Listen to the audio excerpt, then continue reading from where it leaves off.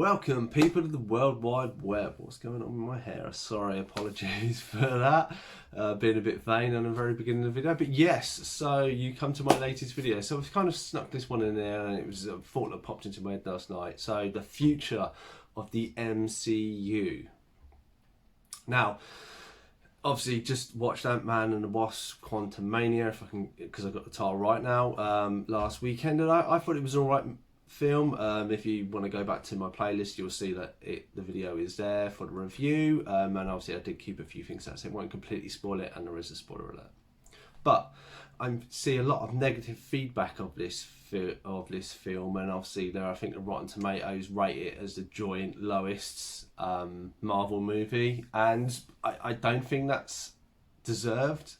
I think, from my perspective, that very much we peaked with Endgame. You know, they did Iron Man, it worked really well. I tried to look up to see if they had plans for the Avengers or they just threw it in there and then kind of scraped it together.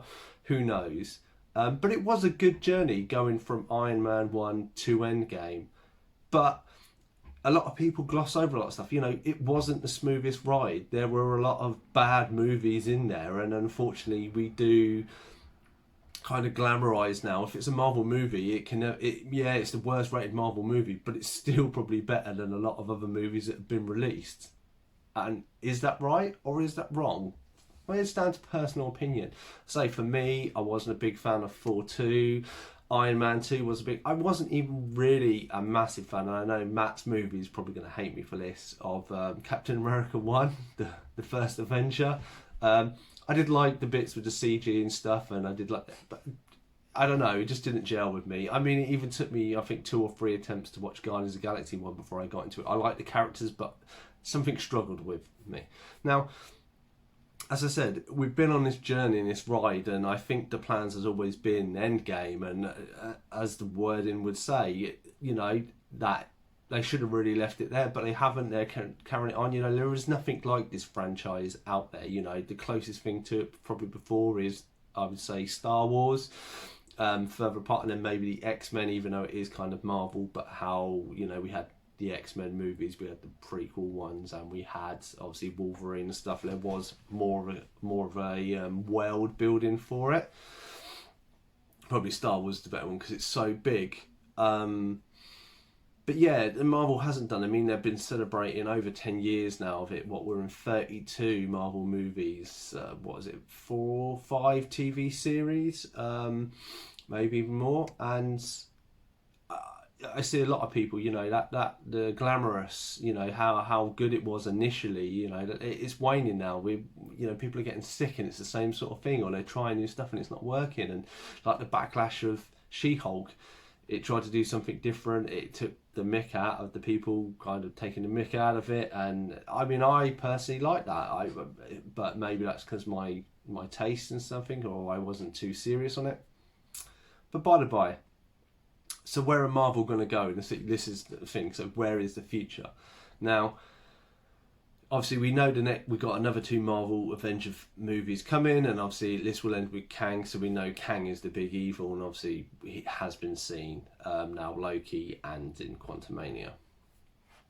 I'll try not to keep spoilers, but has anybody thought about the future after that? You know, where are we doing? And this is my opinion, and I will go over some stuff that is comic related. So now, if you don't really want to, if you read the comics, or I say the stories that we've had like Civil War and stuff, that has been featured in comics. So potentially me theorising here could ruin stuff. If you don't want that, please do go away now. I always try to do my best at spoilers. Right. Anyway, so if you're still here, whoever few of you are, then good. So here we go. So my honest opinion, this is where we are going. Well, Young Avengers. Now, this is a comic book series from 2005. Obviously, I have all of the series and a load of other stuff. If I can try and show without dropping them. So there is a lot to it. There's a lot of crossovers, but this is basically a story about sidekicks. This is the young generation, and this, I feel, is probably where they are going.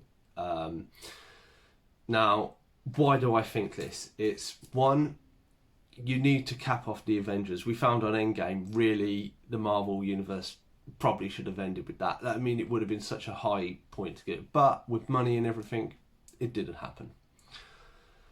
So going forwards, it's like, how do you know, there are still Avengers movies coming, and Avengers are the big probably pull in because they make the most money because it's so many different stars and obviously the pay that involved with that. But obviously they built the Avengers first one on, and because obviously the standalone movies, it doesn't really, you know, when you have Ant-Man and stuff, yeah, he's a part of the Avengers and stuff. But he's not the biggest part of it. He kind of has a small role. I mean, the same way with Doctor Strange, he's a good side character in the other movies, not necessarily his own, but that's another discussion to come. But I feel they've definitely been laying the groundwork for this, and this is where I feel that when we get to Kang, the older Avengers or the two-part, they will fail. You know, the remaining ones like Hulk, because he's now healed, you know, Nick Fury, and or maybe they'll keep Nick Fury in it, and I still think they should maybe keep some of the older ones as train-ins. But as we found in like Avengers 2 when Ultron was there, you need to have some professionals then training up the new guys, and that where needs to be the focus, and that needs to be the focus on it. And where we kind of skipped over that, like that was brought in, and then kind of the next thing it's all hell is raining loose with Thanos. You didn't really get to see him train, you didn't see him get to work together, and I think this is where you need fresh life, fresh ideas, bring in these characters slowly in their own series and little bits, which is what you see. So here we have 4 of them. There is actually more. So here, Iron Lad, this is why I say spoilers, he is actually the young version of Kang the Conqueror. Ideal, he's from the future. He uses his armor and downloads some specs from Vision to basically be a better version of himself.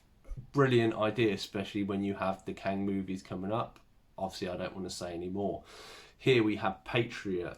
Obviously, I'll have to get my list to make sure I get the names and actors right. So this is Eli Bradley, the character is called. He is the grandson of the first coloured Captain America. He has featured in Falcon and Winter Soldier. If you go back and watch that series, you'll see there is when they go and visit him, his grandson is there. Perfect addition. You've now introduced that character into there. Wiccan, obviously Wanda Maximoff's one of them children.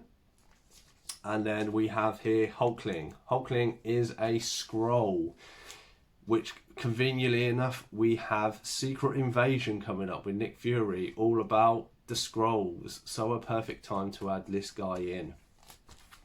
So there's only 4 Ismail guys. How, you know, Marvel are very good at diversifying and crossing boxes. So first of all, I'm going to spoil another thing. These 2 are lovers. They're both blokes. It's one of the first, if not the first, gay kind of romance in the Marvel universe. So I think that's going to be a big tick boxer for them to put in there, because it will be another audience they can appeal to.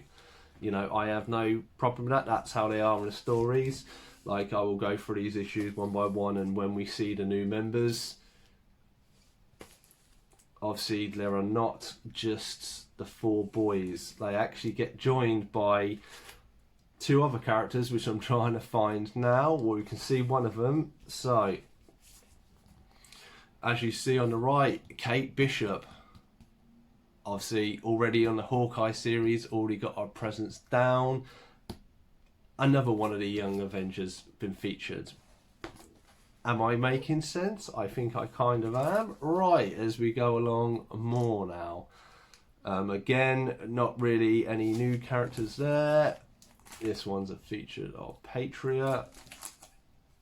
Obviously, we have a little bit more of Kate Bishop as Hawkeye here, but also you see here we have Cassie Lang from Ant-Man and Quantumania, Stature as she is called. So, funny enough, like, she then becomes part of the team, which, funny enough, they've just had a movie with her in. So now you can see they're all kind of in their costumes ready for battle, with obviously the Vision in the background. That's the kind of Kang Vision thing. I mean, Vision is dead. They can bring a young version back, merged with Kang. I think it is very possible.